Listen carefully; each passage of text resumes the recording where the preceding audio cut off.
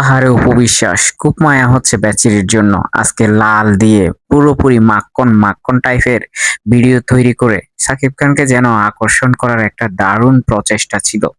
কিন্তু সাকিব খান কি আর ফিরবে?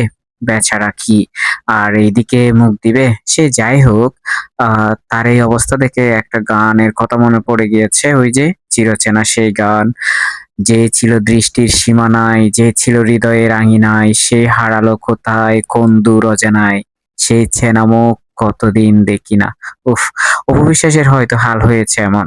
বেচারিকে খুব রিসেন্টলি কিছু ভিডিওতে মানে দেখানোর চেষ্টা করতেছে নিজে সেরা কিছু অবস্থানে আছেন, নিজে এখন এগুলো পরোয়া করছেন না। কিন্তু ভিতরে, ভিতরে তো কি হচ্ছে জাতি জানে।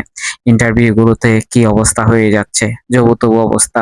সে যাই হোক, তার গ্ল্যামার, তার লুক সবকিছুতেই ক্যামেরা, মেকআপ আর আইফোন, ফিল্টার, দারুণ কারসাজি।